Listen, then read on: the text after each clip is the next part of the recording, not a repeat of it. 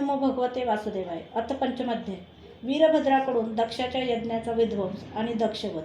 मैत्रेय म्हणतात, जेव्हा महादेवांनी देवर्षी नारदांच्या तोंडून ऐकले की दक्षाकडून अपमानित झालेल्या सतीने प्राणत्याग केला आणि त्याच्या यज्ञातून प्रगट झालेल्या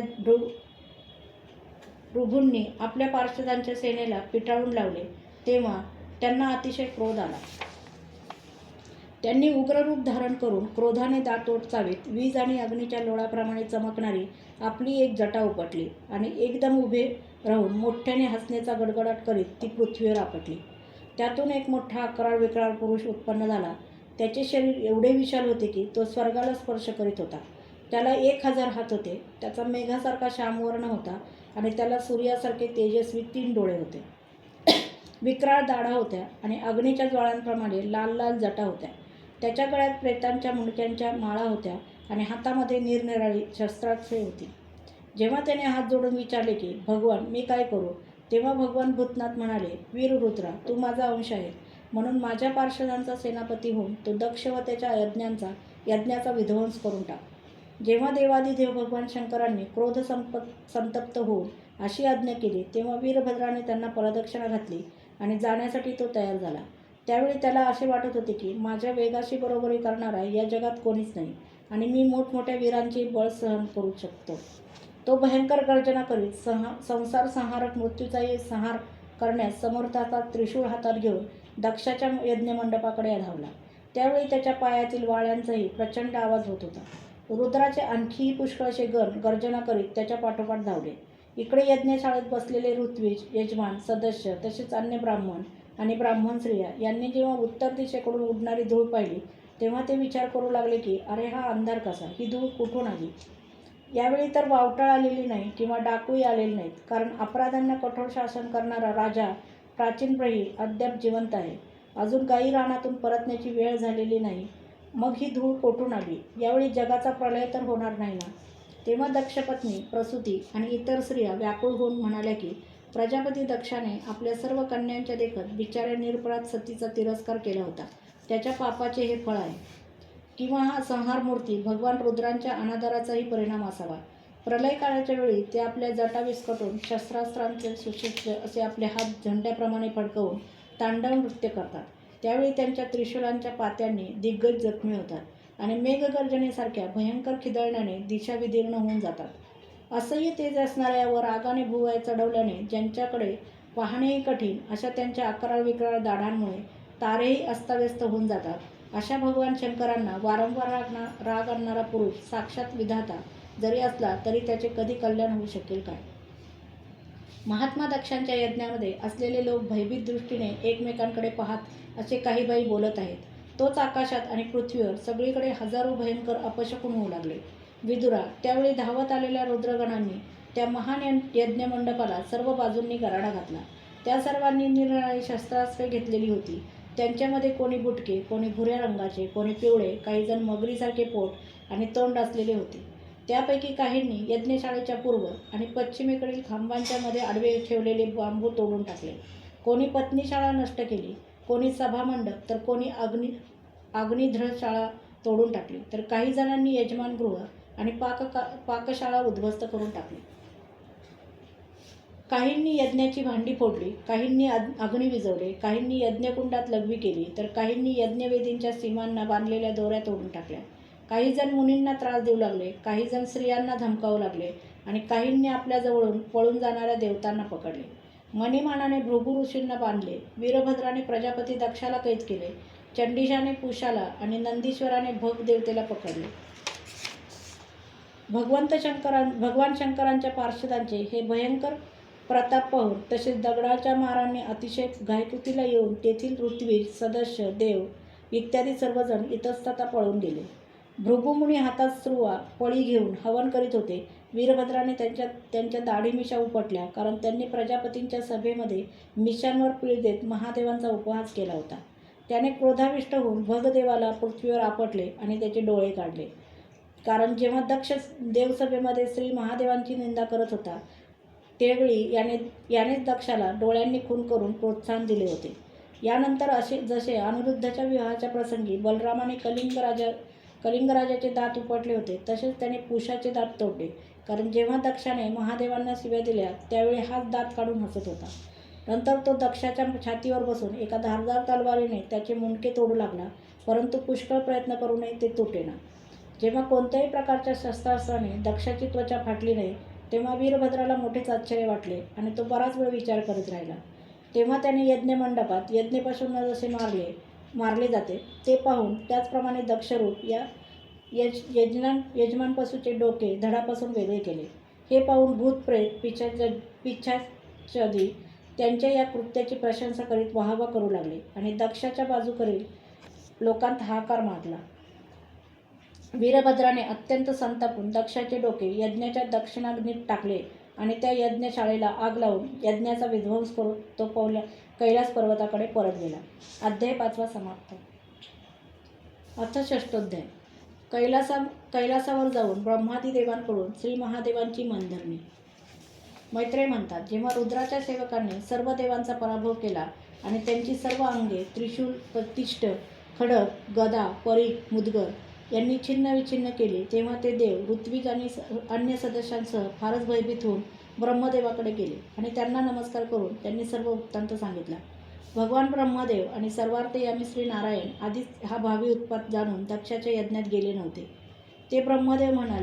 ते ऐकून ब्रह्मदेव म्हणाले, देवांनो, तेजस्वी पुरुषाकडून एखादा अपराध घडला तरीसुद्धा त्याच्या प्रतिकाराचा प्रयत्न करणाऱ्या मनुष्याचे बहुधा कल्याण होत नाही.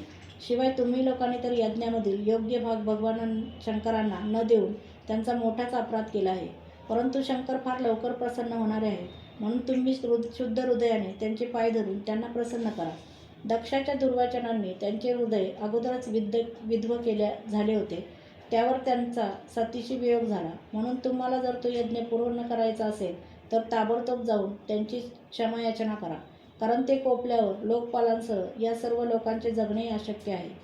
भगवान रुद्र संपूर्णपणे स्वतंत्र आहेत. त्यांचे तत्व, शक्ती आणि पराक्रम यांचे प्रमाण तुम्ही, इतर ऋषी, मुनी किंवा इंद्र हे तर जाणत नाहीतच.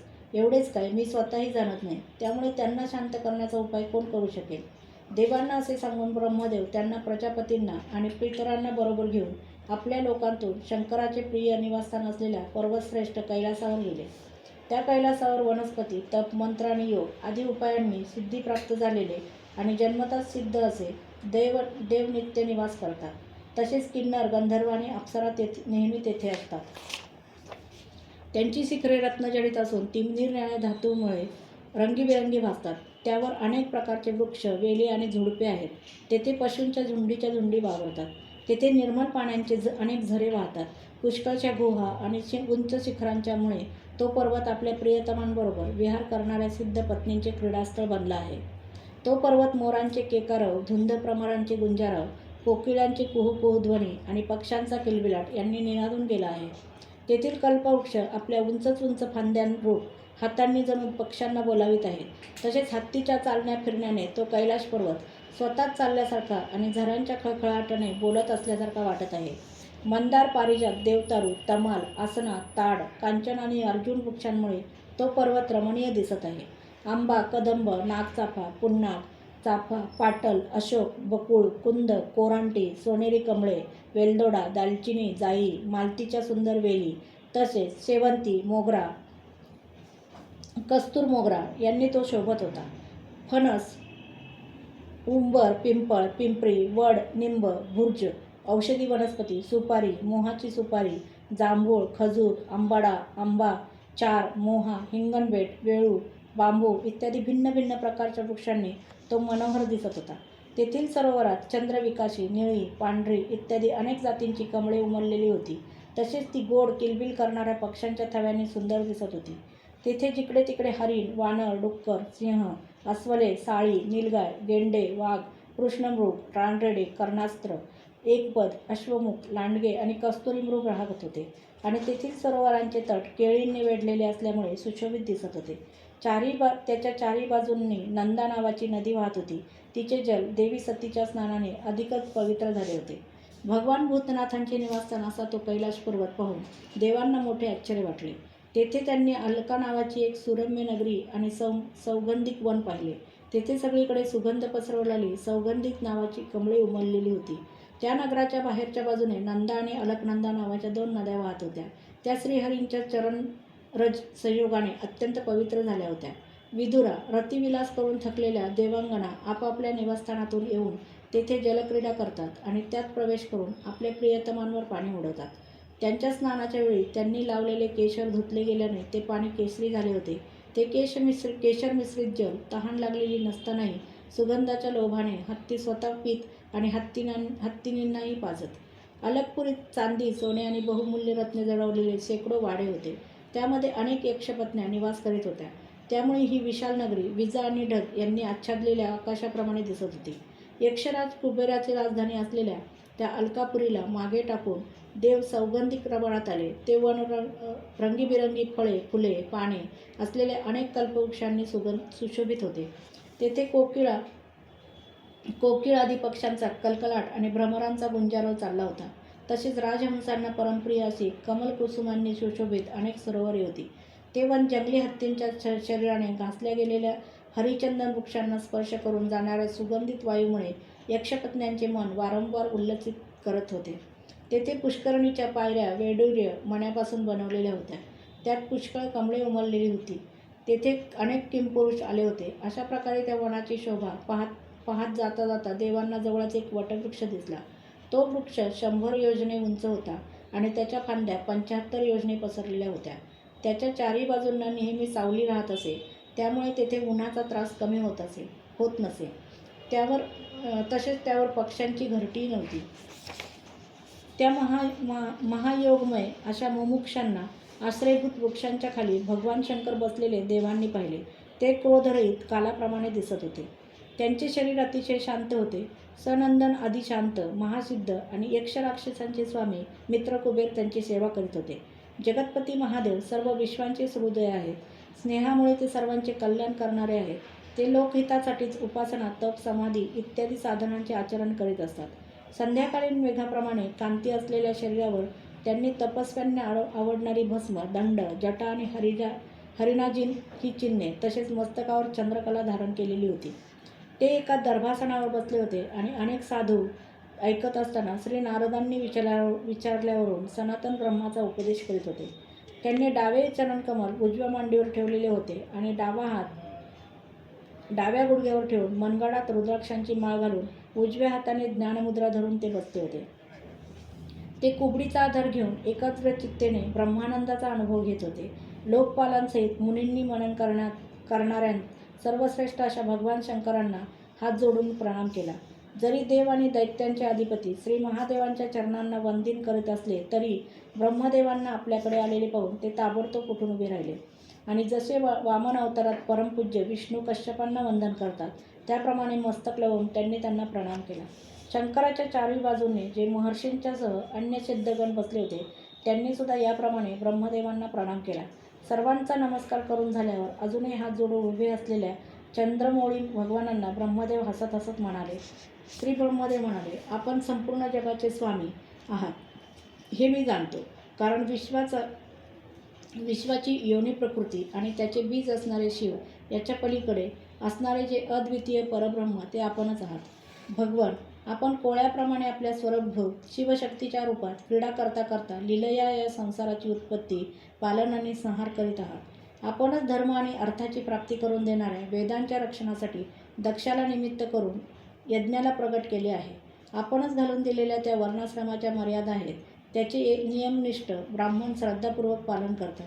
मंगलमय महेश्वरा, आपण शुभकर्म करणाऱ्यांना स्वर्गलोक किंवा मोक्षपद बहाल करता. तसेच पापकर्म करणाऱ्यांना घोर नरकात टाकता. असे असूनही काही व्यक्तींच्या बाबतीत या कर्माचे फळ उलटे कसे होते. जे महानुभव आपल्या चरणांवर स्वतःला समर्पित करतात, जे समस्त प्राण्यांना आपल्याच ठिकाणी मानतात आणि सर्व जीवांना अभेद दृष्टीने आत्म्यातच पाहतात, ते पशुप्रमाणे सहसा क्रोधाच्या अधीन होत नाही.